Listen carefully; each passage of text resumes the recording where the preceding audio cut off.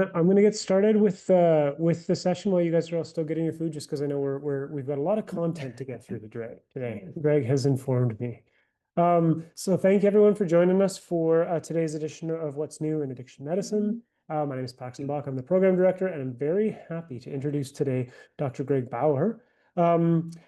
Greg is currently one of our addiction medicine fellows here at the BCCSU and at UBC. He completed his undergraduate medical degree at UBC, and I'll add, has been working with the BCCSU since an undergrad student, full circle now. And he did his family medicine residency at Odis at Dalhousie University in Halifax before coming back here for the fellowship. Greg has a strong interest in harm reduction and drug policy reform and how it impacts our patients. On that note, he's going to be speaking to us today about a topic that I think is really topical, and hopefully will help demystify a little bit a subject that I think is really relevant to everyone, is complicated, and often I think doesn't get discussed with the level of kind of nuance and sophistication that it deserves. So he's going to talk to us today about Beyond Punishment, an overview of decriminalization in Portugal, Oregon, and British Columbia. Take it away, Greg. All right. Thank you very much, Paxton. Hope everyone can hear me all right. So like Paxton said, when I started putting this together, it's a reasonably, unfortunately, long talk with a reasonable amount of content. So I'm going to be pretty quick with trying to get through all the things that I want to get to. Feel free to get food or whatever as you need.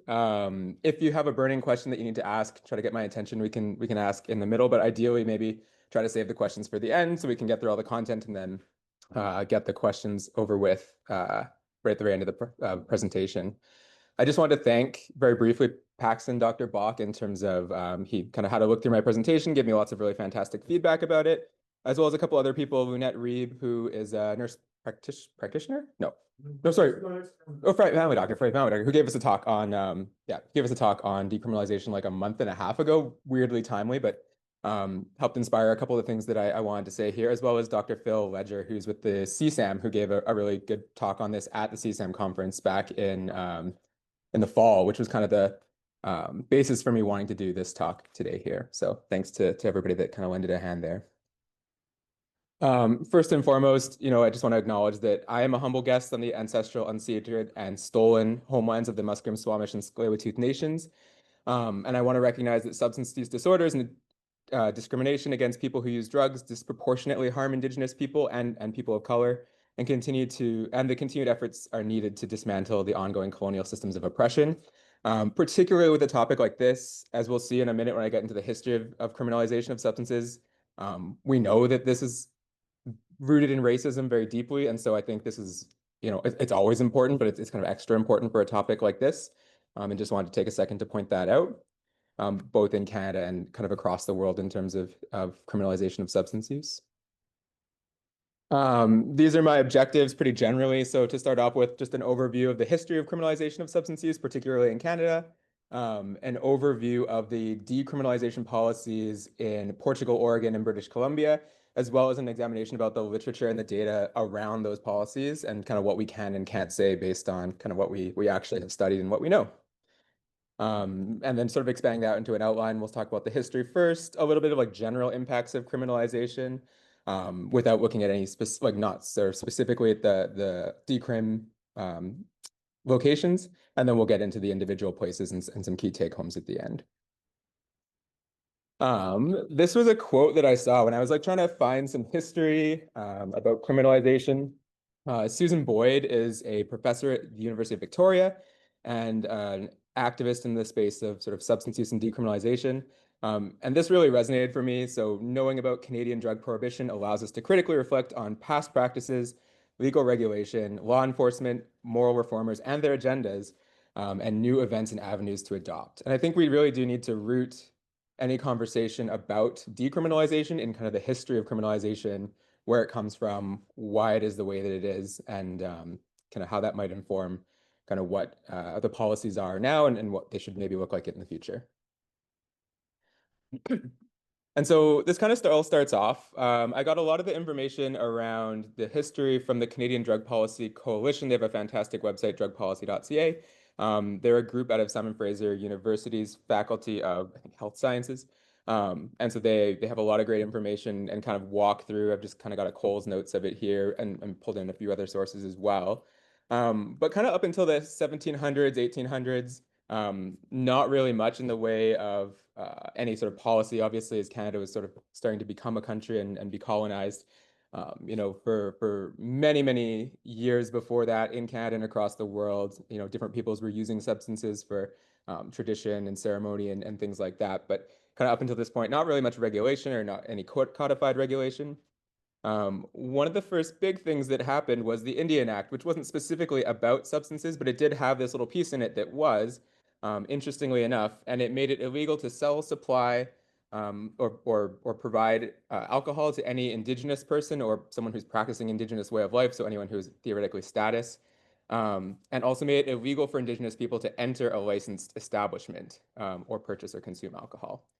Um, there's, different people talk about different reasons why this was included. Some of it came down to, obviously, like, that's kind of all racist, but very racist beliefs of like they just didn't want indigenous people in spaces with them, like in bars and things like that.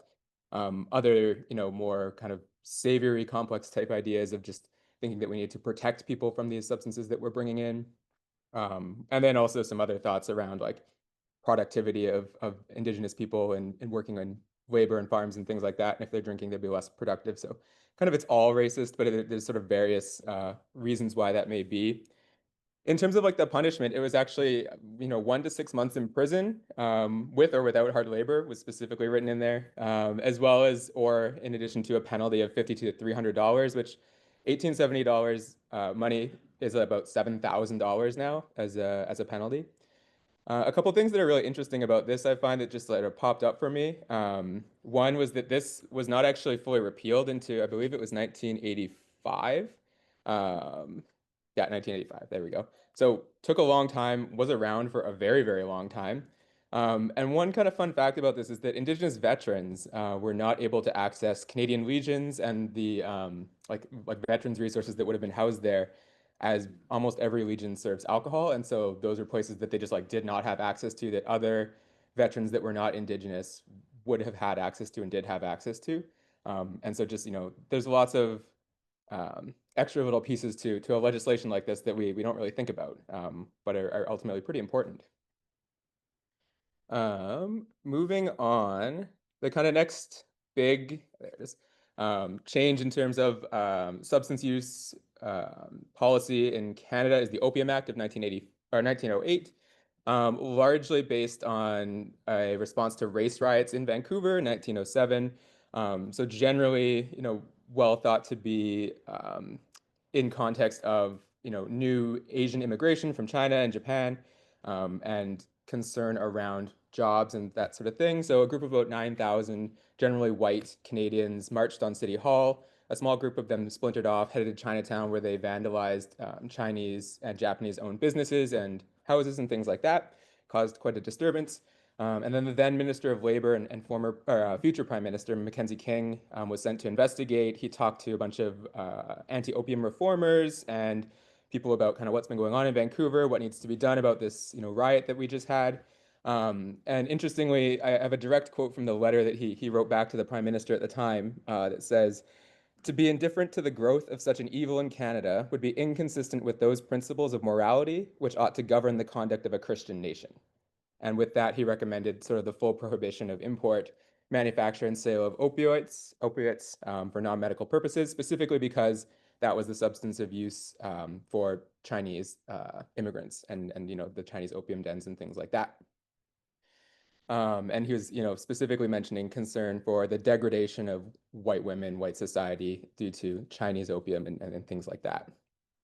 This was followed very closely by the Opium and Drug Act. It didn't change a whole lot, but it added cocaine to the list of prohibited substances, and it did increase the police powers for enforcement of substance use prohibition. From then on, we get kind of a whole bunch of different pretty minor changes to legislation around substances.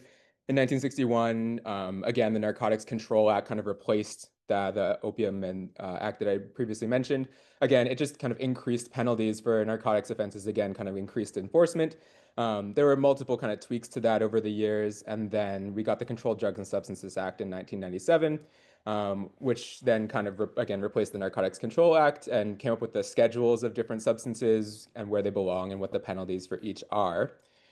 Interestingly, when I was going through all this, largely everything has been very focused on prohibition and that sort of thing. But, obviously in the 1970s, while drugs remained, or sorry, 60s and 70s, when drugs remained illegal, there was somewhat of a shift in terms of cannabis, and there was a lot, its use in the counterculture movement and predominantly white middle class university students and things like that. And there were some pretty early calls for decriminalization around that time and a lot of activism around substance use, in particular in that context, for the substances that those people were tending to access more. Nothing ended up happening with that formally until the Cannabis Act of 2018, when cannabis became legalized across Canada, regulated, and now being able to be sold and purchased in stores kind of across the country. At that time, I believe we were the only second country in the world after Uruguay to fully legalize cannabis.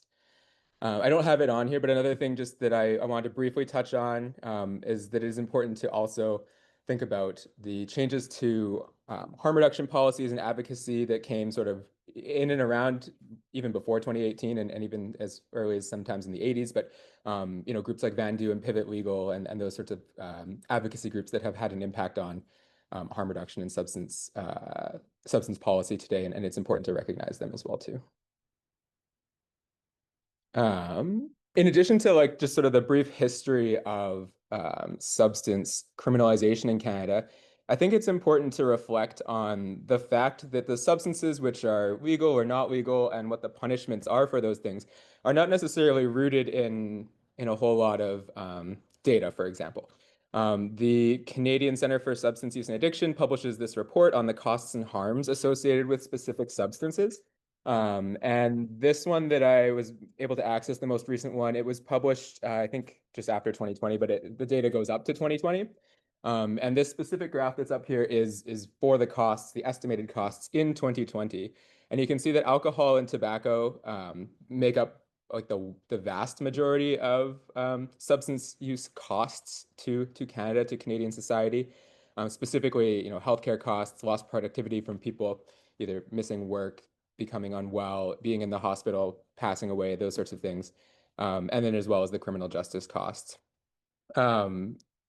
In terms of there was some data around how that's changed over the years. Alcohol was maintained being pretty steady and it has been number one for quite some time. Tobacco is slowly decreasing and becoming a bit less of the proportion. And in particularly a lot of decrease around healthcare costs, theoretically, as the smoking rate is decreasing. And opioids have gone up significantly in the last 10, 15 years, as we would expect, particularly around lost productivity in the opioid crisis and death.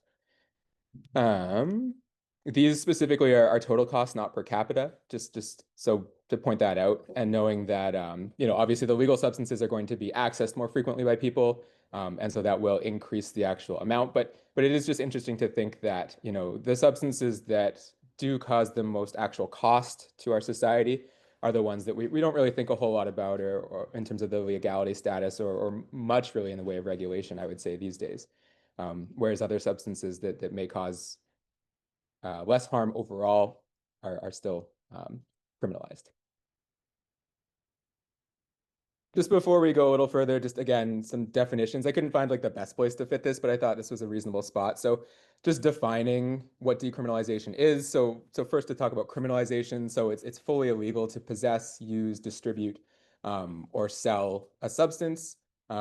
Examples would be in all of Canada, LSD, psilocybin, mushrooms would be examples. And then in British Columbia, or in everywhere except British Columbia, fentanyl, cocaine, methamphetamines, and only in specific places in British Columbia right now would all be criminalized.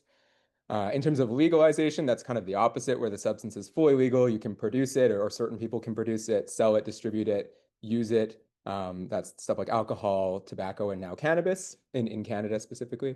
And then decrim is sort of a middle ground where it's not a criminal offense to possess the substance, usually for personal possession, and that can change on the amount based on which decriminalization policy it is.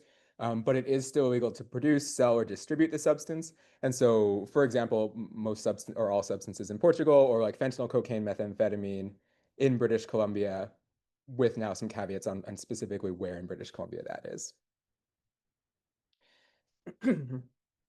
This is kind of, this slide is honestly, for me, one of the biggest take homes of this talk. And it's that decriminalization is a nuanced topic. It's not a black and white topic. It's important, and there's almost always big feelings and emotions on both sides for obvious reasons. It's a topic that's quite charged. There's a lot on the stake, or a lot at stake or on the line for pretty much everybody involved. And it seems like pretty much everybody has an opinion on the matter, and that opinion tends to be pretty strong. However, we don't necessarily have a lot of data to actually back that up. And so I think it's important to think about what are our outcomes of interest in terms of decriminalization and how are we going to measure success or failure. And I don't think we've well defined that to date. Spoiler alert, I suppose. But some of the things that people have looked at or that I thought up as well would be a decrease in overdose deaths, for example, as a measure of success, decreased emergency room visits or hospitalizations, increased utilization of harm reduction services, decreased arrests. It's a pretty simple one to measure. Increased treatment uptake, perhaps, treatment of bloodborne infection or transmission. I didn't put on there decreased stigma, which again is pretty hard to measure. And then on the flip side, what are the things that we should be monitoring for in terms of what could go wrong with decriminalization? So, we should be monitoring potentially for increase in use of substances, and then, thinking about, do we care if that's increased in lifetime use, like even once, versus regular or chronic use? Increases in diagnosis of opioid use disorder, increased public use. Is that something we care about? Yes or no? Increased use by youth as well, too, is something that often comes up as very important. I just wanted to share a quote as well here from the BCCDC, right on their website, what their goals or their assumption of goals for decriminalization is, and that's decriminalization is intended to reduce the stigma and criminalization that can prevent people who use drugs from accessing health and social services and drive people to use alone where there is nobody to respond in the event of a drug poisoning event. I think that's pretty clear. If that's what we're measuring, I think we can measure that. Is that the right thing to measure? I can't say for sure, but that's the BCCDC at least has been very clear about that's what they believe the goal for decriminalization is.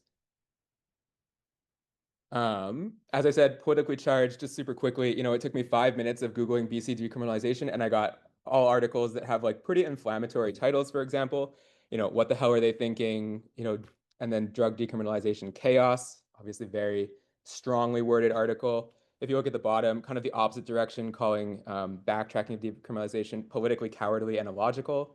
And in the middle, you have one that it doesn't really take a stance, maybe negative or positive, but it's still very like evocative language, a bold experiment or a safety risk. You know, it's very easy to make big claims about something like this, but not have necessarily a whole lot of data to back it up. And so, as just an illustration of kind of how the rhetoric in this area can be very charged. Interesting. When I do say this is a very nuanced topic, this Canadian Society of Addictions Medicine actually takes a pretty clear stance, as kind of the CDC did as well. This is their policy brief in 2021, written by, like I mentioned, Phil Leisure, who also gave a talk at CSAM conference where he reaffirmed basically exactly the same conclusion that they came to here. And just to, you don't necessarily have to read that whole conclusion, but to sum it up, essentially what they say is that criminalization has failed at mitigating the harms of substance use and that it perpetuates inequality, particularly among marginalized populations, and that decriminalization has shown some possible success internationally in different programs, and that the CSAM group basically joins the growing call for decriminalization of drug and substance possession and personal use. Um, and so, they do take a pretty clear stance, and I think it's an appropriate one or a reasonable one based on kind of this topic and kind of where I'll go through the data. Um, but I think it's very important to make sure that we are making claims that are appropriate for the data that we have to not overstep kind of what we can actually say. So just in general, in terms of the impacts of criminalization, there's a lot of things people talk about in terms of, proposed impacts, but there are a couple of studies that actually looked at this. The best one that I could find is by Cano et al. Last year in 2024, which was a scoping review of 14 peer-reviewed empiric articles looking at the association between law enforcement and seizure of drugs and then overdose mortality. And they found that the majority, so 86% of the studies, reported that at least one statistically significant positive association between a law enforcement drug seizure and measure of overdose mortality outcome. These studies were all pretty different from each other. Some of them looked, they were all, I think, in the States. Some of them looked at the United States as a whole. Some of them looked at small regions, particular states, or even smaller than that. So they were quite varied in their methodology, but basically across the board, they kind of all found that taking drugs away from people probably leads to increased overdose risk at the very least. One interesting study that was specifically in that group is this one that's just here with police seizures associated with increased spatial temporal clustering. So they actually looked at like the locations of where more seizures were happening, and then looked at if there were more overdoses like in those areas between 100 to 500 meters away over different time spans, and found that yes, essentially overdoses seem to cluster around those areas where there were more seizures. Could that be just because that's where more people are to begin with? Possibly, but they did a lot of kind of statistical analysis that kind of goes a bit over my head to say that that wasn't necessarily the case, and they do believe that it was associated with the increase in drug seizures.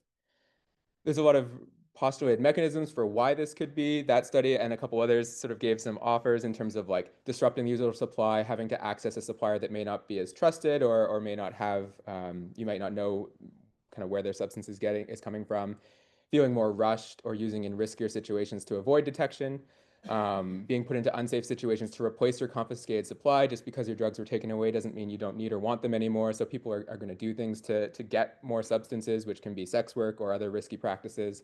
And then increased stigma or fear of arrest puts people at a risk of maybe not accessing harm reduction or treatment resources because they feel the risk of feeling stigma or persecution or things like that. So those are a few impacts. A couple other things. I'm sure a lot of people probably here have heard of the iron law of prohibition. It's a term coined by Richard Cohen, who was a cannabis activist. In 1986 is when he kind of wrote an essay and included this in this that was arguing for cannabis legalization at the time. Basically, what the iron law is it says that as there's an increase in police crackdown in terms of substance use, that substances will get more potent and also potentially more variable and more erratic as well in terms of their purity and concentration. There's a lot of ways that this does, we do see this. So, you know, the increase in potency of opioids from opium to heroin to fentanyl. In terms of in prohibition in the States, if you look at this study, you can see those two arrows are basically when prohibition started and ended, and the bars there is the proportion of alcohol purchased that was spirits, was high content spirits versus alcohol and beer, or sorry, beer and wine. And basically immediately after prohibition, pretty much everybody was buying spirits. It went up to like almost 90%. And then as prohibition ended, which is that second arrow, it basically almost went right back down to where it was before. So interesting there. And then the switch from powder cocaine to crack cocaine, again, in terms of strength and easy and like how easy it is to traffic essentially. The one thing that kind of doesn't necessarily fit this trend, I will say it's an iron law, but I don't think we have the actual data to say that it is a law, for example, in the scientific sense. Is when you look at cannabis, you know, we have now legalized cannabis, but we still do see increasing concentrations of THC, increasing potencies of cannabis, and that sort of thing. And so there's definitely holes in that idea, but it is something interesting to think about. And there is a lot of ways that we've seen that this does tend to pan out in the real world.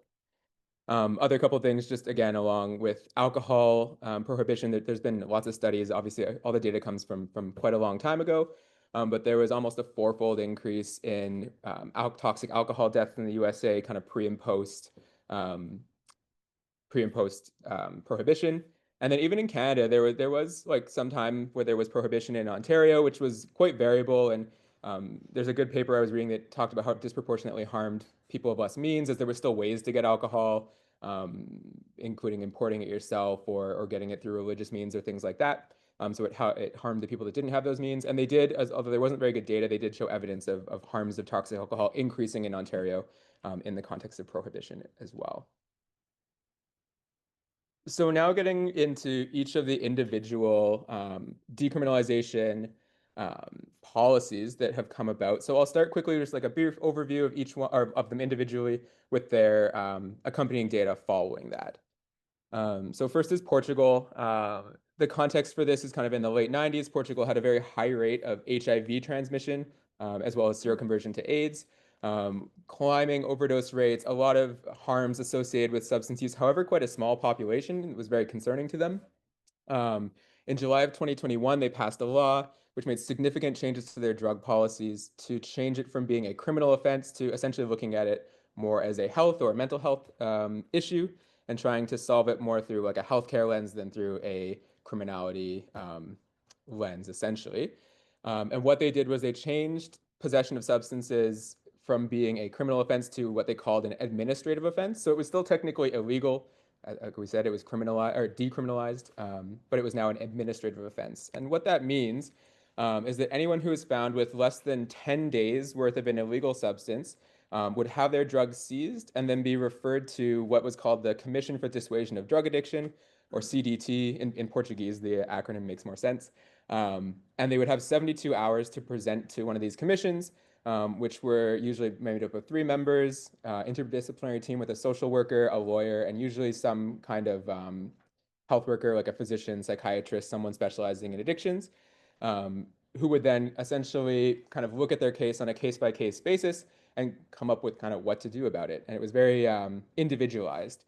In terms of possession limits, it was hard to track down exactly what it was, but it was, from what I could find, 25 grams of cannabis or 5 grams of a concentrate like hashish or resin, 1 gram of heroin or MDMA, and I believe 2 grams of cocaine were the limits. The other thing to note was that if someone had more than that on them, they could still go down the route of the CDT as opposed to a criminal court. But they'd usually go to court first. They determine whether it was actually for possession or whether they were trafficking, and then make that decision. But even with a higher amount, they could still go down this dissuasion pathway. And even they noted that people that were dealing drugs could still theoretically go down this pathway if it was found that they were dealing specifically to fund like a substance use issue in certain situations. So that was pretty interesting. The focus was always on encouraging treatment and not punishment. And it's right in the name, but dissuasion, again, they're trying to provide people information about trying to maybe dissuade them from using substances in the future. There were a bunch of possible actions that could be taken. I have a little graph in the next slide that I'll go to briefly, but basically it really just depended on what was going on with that person in that moment. If it was their first time coming up to the dissuasion committee, chances are they would get sort of no punishment. They get a little bit of information about substance use perhaps, or treatment if they were interested, and maybe had a substance use issue, and then were on their way with no sort of follow-up essentially. If they had come back within 6 months, then maybe more action was taken.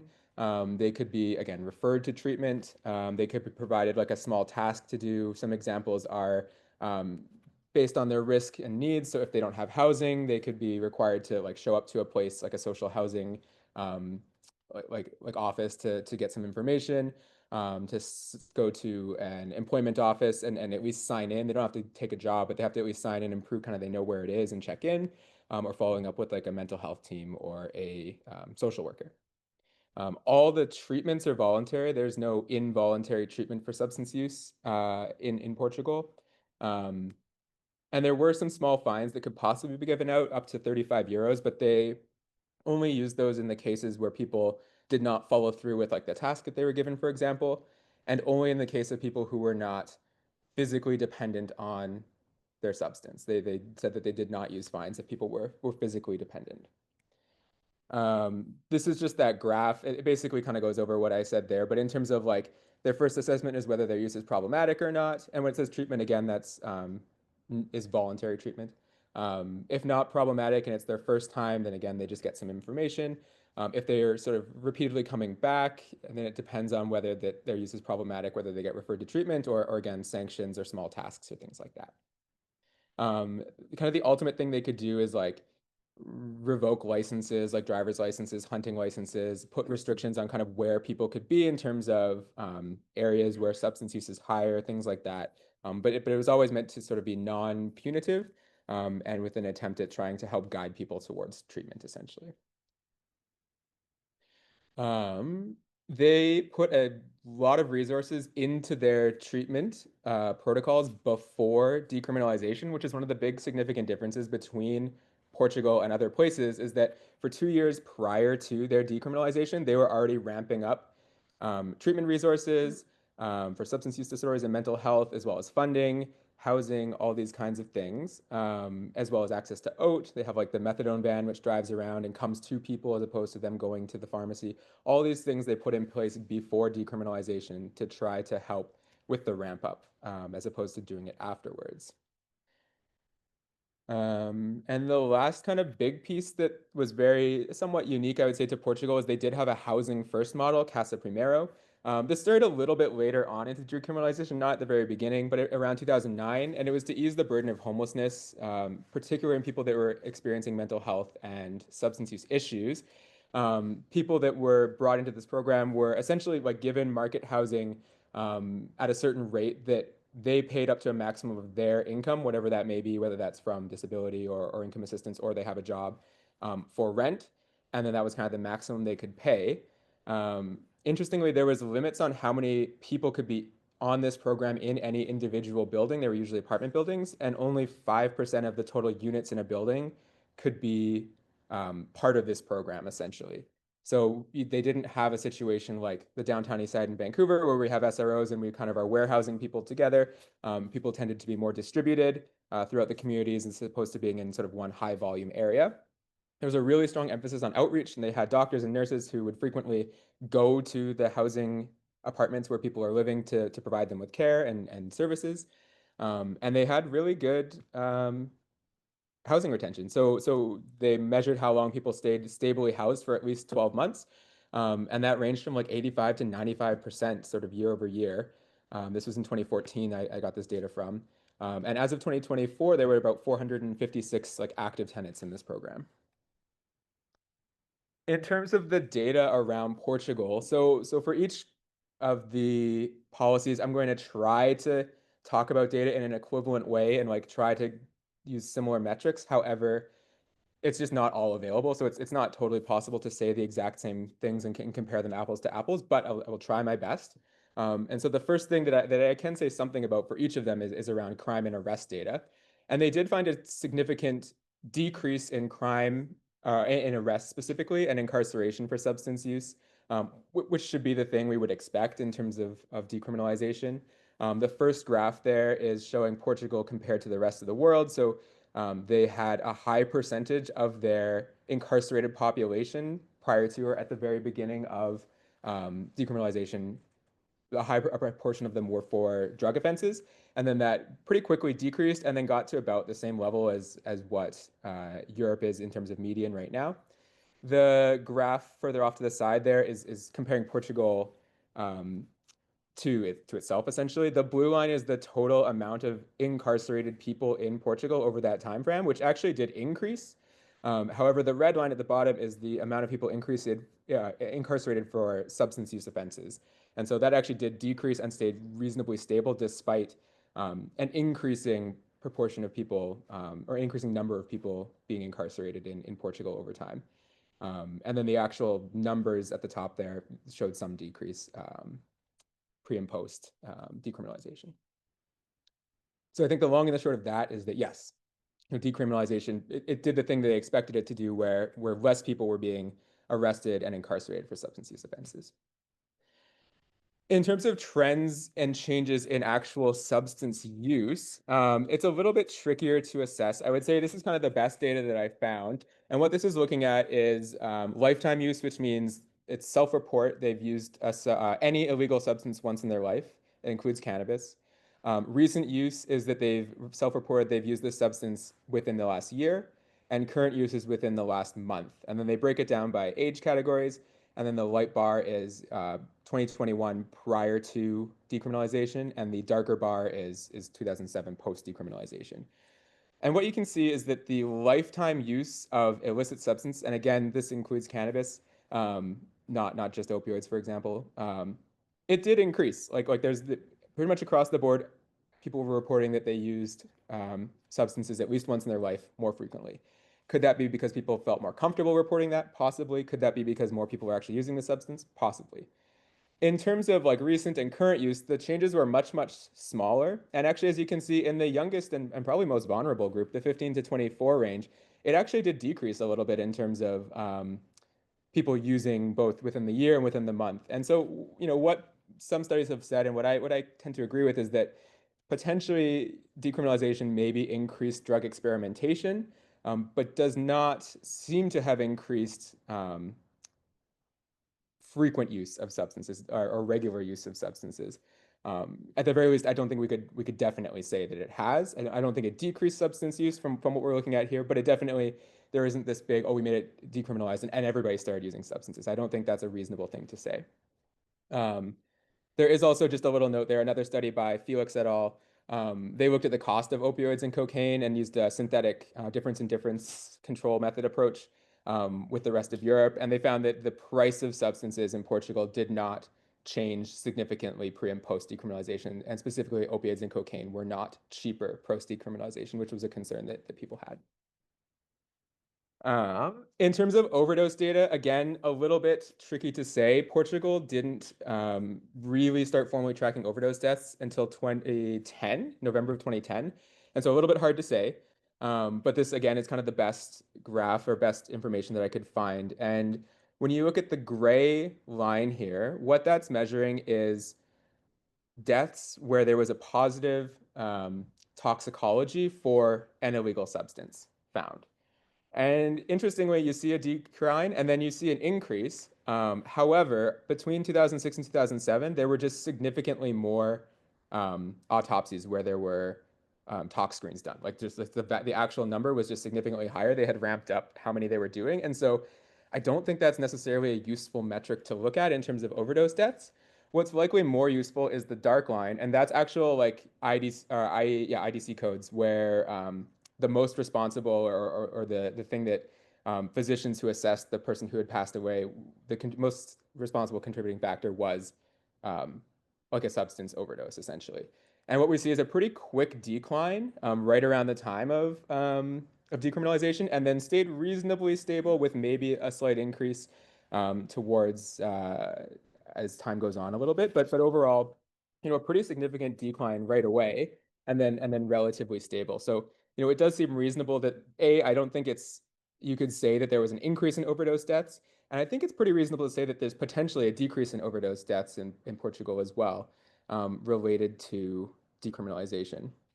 Um, yeah. In terms of sort of harm reduction measures that they were able to study, they didn't have any data that I could find in terms of access to like safe consumption sites or things like that.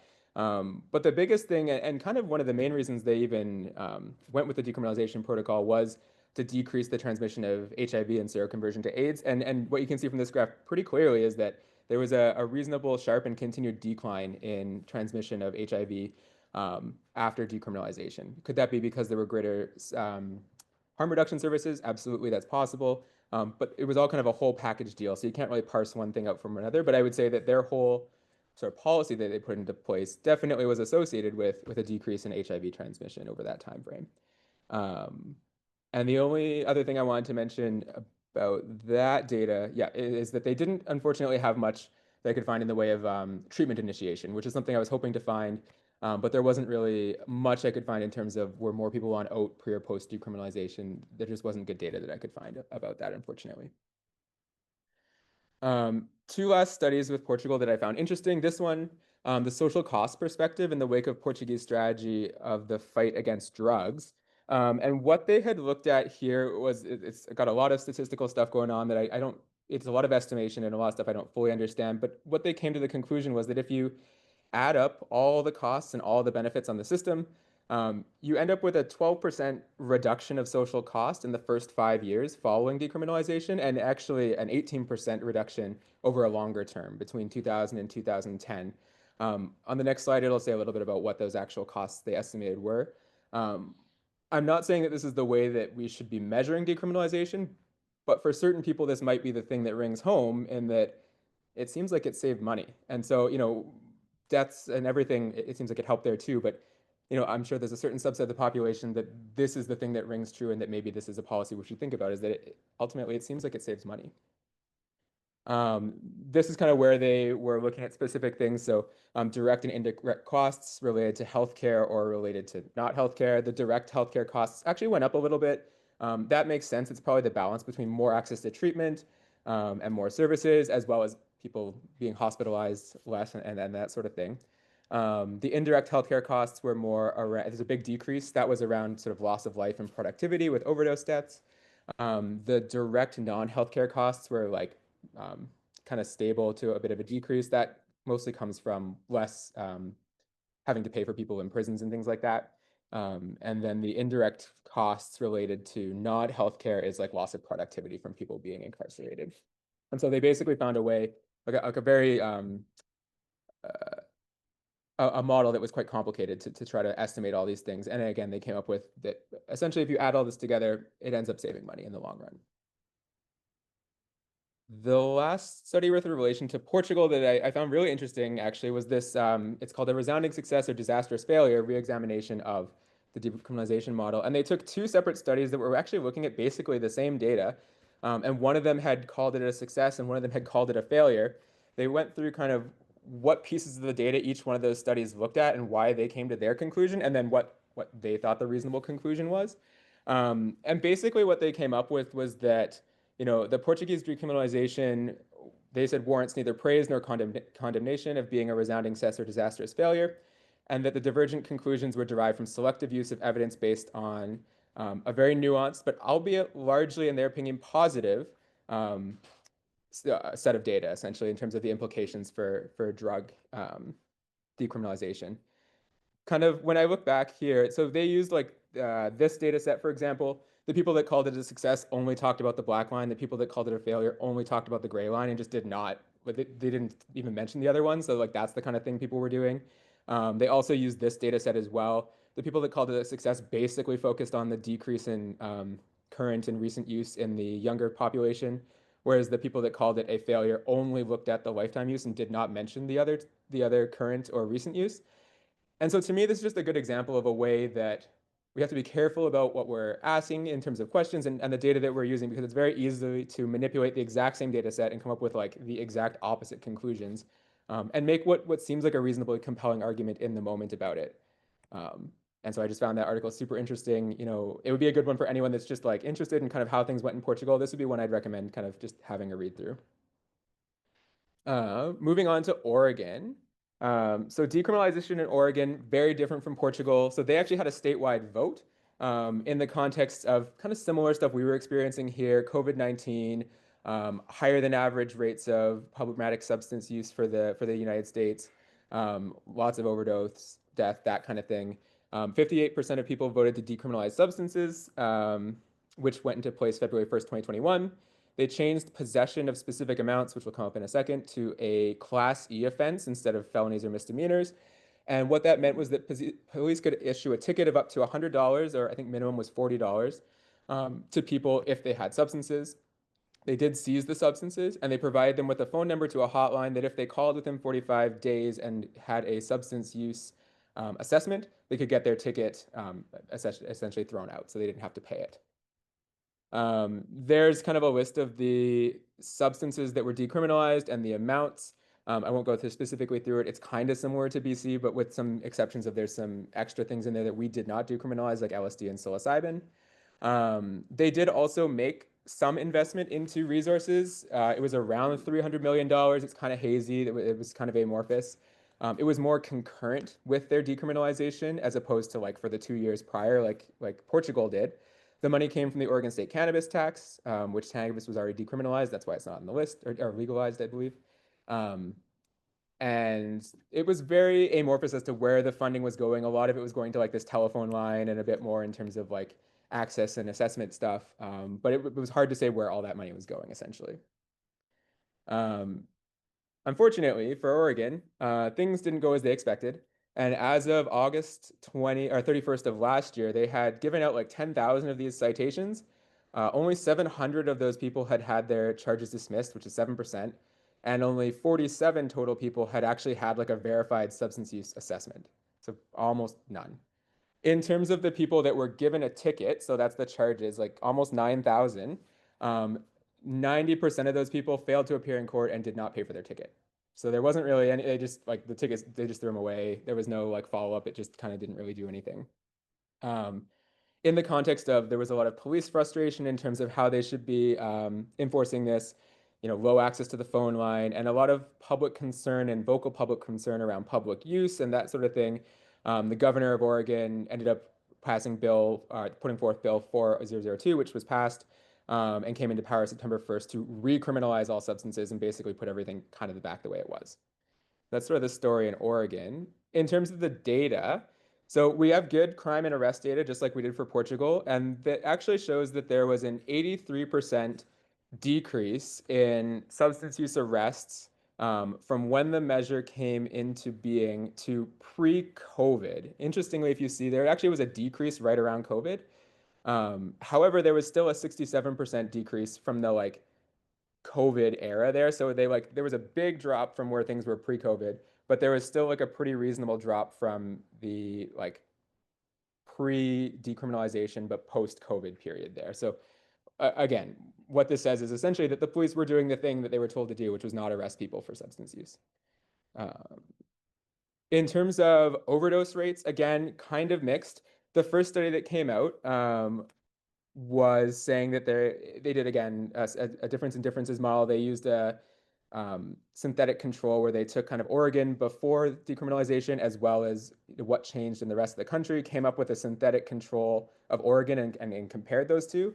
And they found a 23% increase in unintentional overdose deaths in Oregon, which worked out to an extra 182 deaths. However, there were two other studies that came out afterwards that said that they did not find an increase. Josie et al. Used a similar synthetic control, but they used a more restricted data set with data specifically just from the CDC and National Vital Statistics System. And they said that when using that data, they did not find any significant increase in overdose deaths. And then the one that I find more interesting actually was the Zurb et al. Study, which came out again a little bit later. And what they argued was that the spread of fentanyl nationwide was not equal. Like other parts of the country did not have the same spread of fentanyl that Oregon did. And so just using those as to create a synthetic control might not actually make sense. And so they, again, kind of changed their model and did a bunch of extra statistics where they looked at the proportion of fentanyl positive drug seizures in Oregon and other provinces, and then built basically a correction into their model. And when they built that correction in, again, they found that there was no significant increased overdose death associated with decrim in Oregon compared to this synthetic Oregon they made when you add in this correction for how fast or the rate of fentanyl in Oregon compared to other places. So again, they're doing a lot of sort of extra statistics there, but I think again, two of these studies are saying there wasn't a huge increase in overdose. One was saying there was maybe some. Very quickly, I won't spend too much time here just because we're running short on time, but this one, they did a qualitative study where they asked people who use drugs how they felt about decrim, whether they felt less stigmatized, that sort of thing. Long and the short of it is it was mixed. Some people felt that it was good, that they were feeling more heard and they had more likely chances of accessing resources. However, the other people felt that the very visible and political backlash of people posting or being upset about public substance use made them feel more stigmatized. So it was kind of a sort of a wash there. And then this one's a little bit interesting. Again, super, super quick. They did this study where they took 11 people who use drugs and got their perspective on what the outcomes of success of decrim should be. And basically, there was no consensus at all. Like between these 11 people, they came up with over 75 metrics that we should be measuring to say whether decrim was good or bad, essentially. And the big things they centered on was it should be something that doesn't disproportionately harm or not help people of color or pregnant women. That was really important across the board. But really, the big long and the short of it was that even in the group of people that this is going to hopefully help, there was no real consensus on the things we should be trying to look out for. There's just so many things. And so that kind of gets back to my earlier point about what are we actually measuring? And I think we need to be very careful about that. In terms of British Columbia, so we kind of already know the context. Obviously, we were in the 6th or 7th year after declaring a public health crisis and significant increases in overdose deaths. COVID had come and not gone, but was still sort of going on there. And so eventually we were granted a 3-year exemption to the Drugs and Substances Act, which interestingly came about on my birthday in 2023. In BC, it was no longer a criminal offense to possess up to 2.5 grams of certain substances, specifically heroin, fentanyl, cocaine, methamphetamine, and MDMA, for people over the age of 18. In BC, the substances were not confiscated. Police would leave them with the person, but would give them a card with a QR code that they could scan with like their phone, to tell them about information around treatment or services if they asked for the card, essentially. I think they could offer, but generally it was if they asked for the card. And as I mentioned, kind of the purpose of decrim from the CDC there.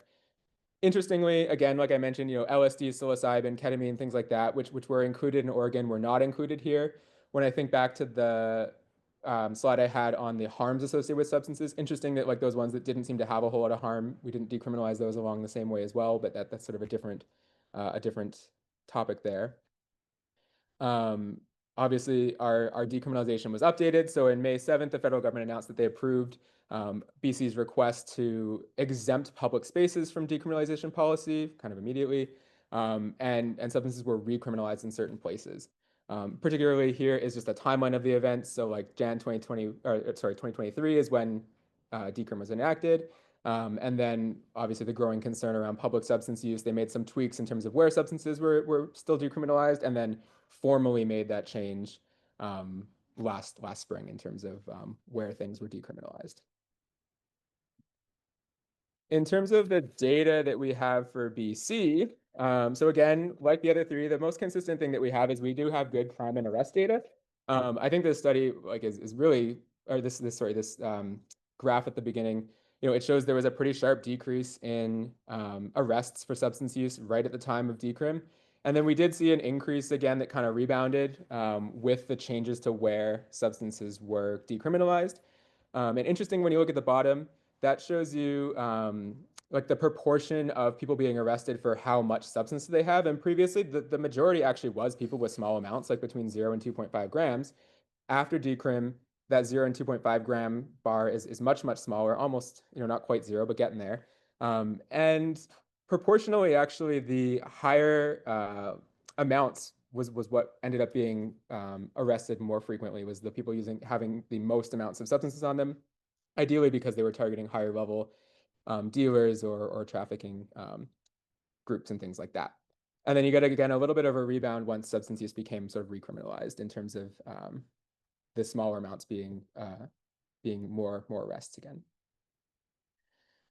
In terms of fatal overdose rate, so we again have pretty good data on this. This graph on the bottom is from the BC CDC, their like overdose death stats that they publish all the time.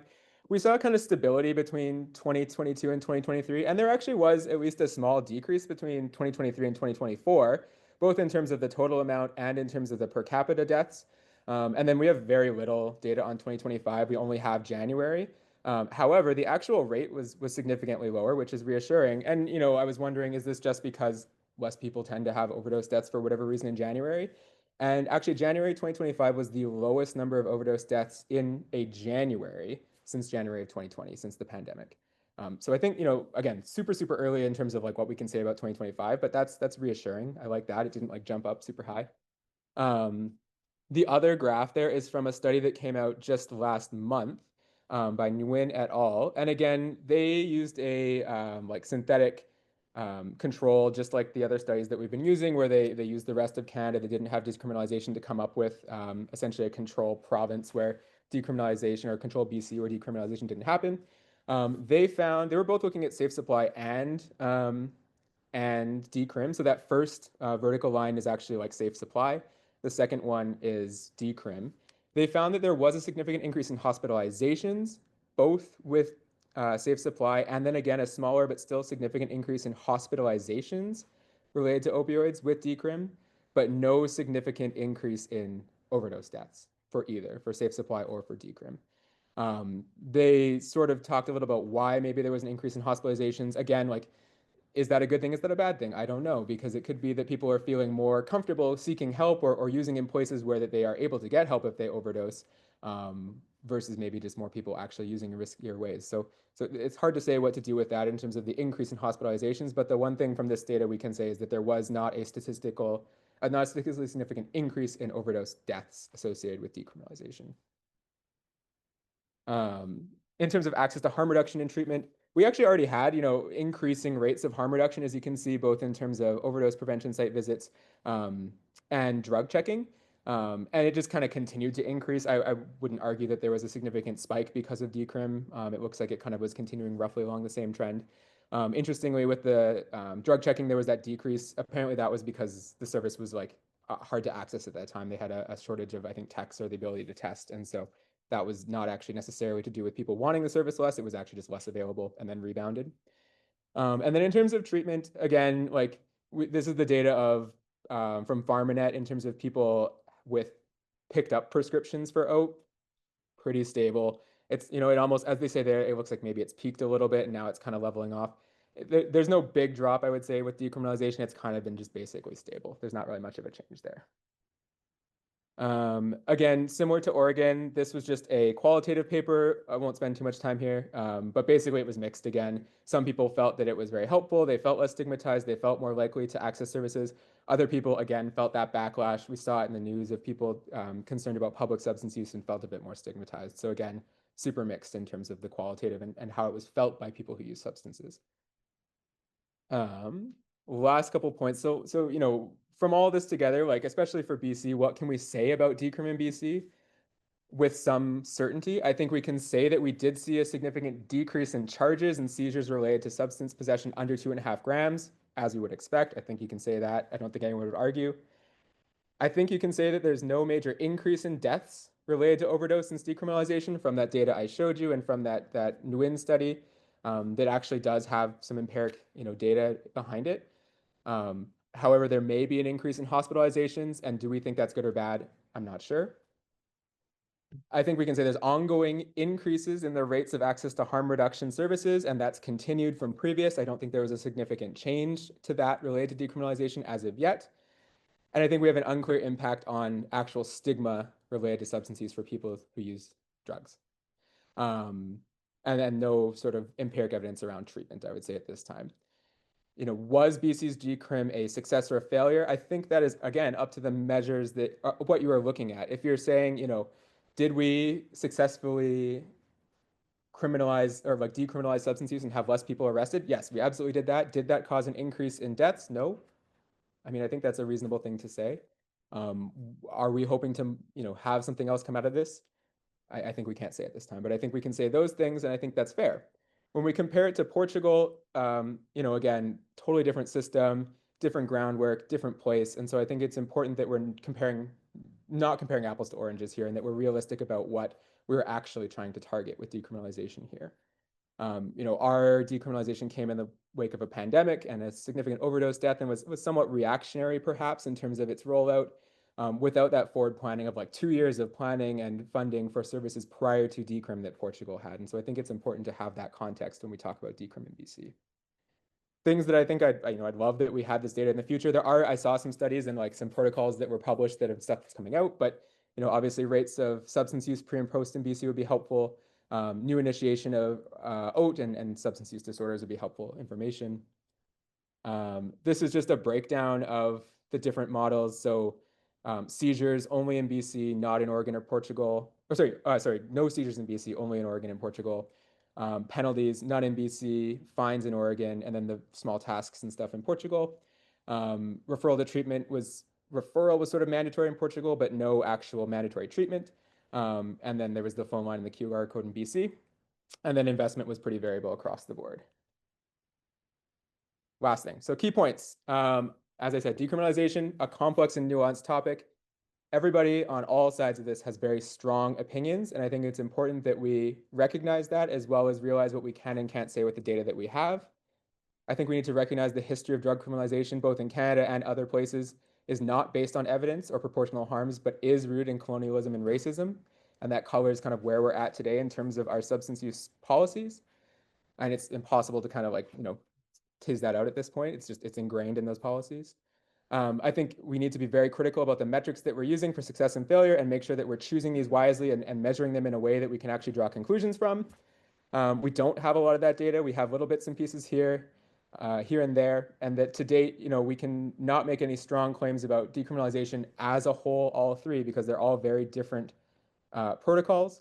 But I think we can say individual things about each. For example, in BC, that we did successfully decrease the criminality of substance use without increasing like opioid death harms. Essentially, is kind of the biggest thing we can say about BC right now. And I think that's it. I have a bunch of references, and yeah. Awesome. Okay. Thanks, Greg. For anyone, we are just a little past the hour, so if anyone needs to get up and go, no offense taken. I'll remind everyone, please, to fill out the evaluation if you get a chance, and maybe we'll take time for one question, just because that was, I think, such a fascinating talk. Just before everyone goes away. So is there one burning question from the audience?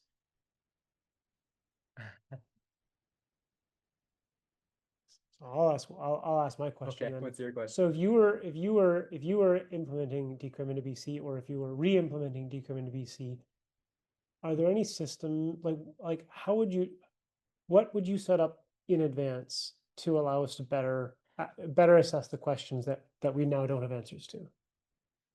Oh, that is a great question. Um, I think the biggest thing that we really need is prior to, reintroducing decriminalization or whatever we're doing there, to actually like figure out what questions we're trying to ask in advance and build in metrics to actually measure those things. And so, is that we do some qualitative data to figure out what people are concerned about in terms of, is the biggest thing overdose deaths? Is it access to harm reduction? And then actually in advance figure out ways that we're going to measure those things and have that built in. Luckily, BC, we actually do have a lot of that data. But places like Oregon and Portugal don't have as much of that data, just because I don't think they were asking those questions at that time. And so, being very clear about it in advance is the best way to get data about it. And I think the important things are the ones that I just said in terms of overdose death, numbers of people being diagnosed, I think, or new diagnosis with substance use disorders would probably be an important one. And as well as like treatment uptake and that sort of thing. Yeah. What about you? What would you do? No, I think that's a good answer. It's just even an agreed upon starting place. Yeah. Yeah. But being more proactive. Okay, thanks everyone for attending. That was excellent, Greg. I appreciate that, and we'll see everyone in a month, I hope. Thank you.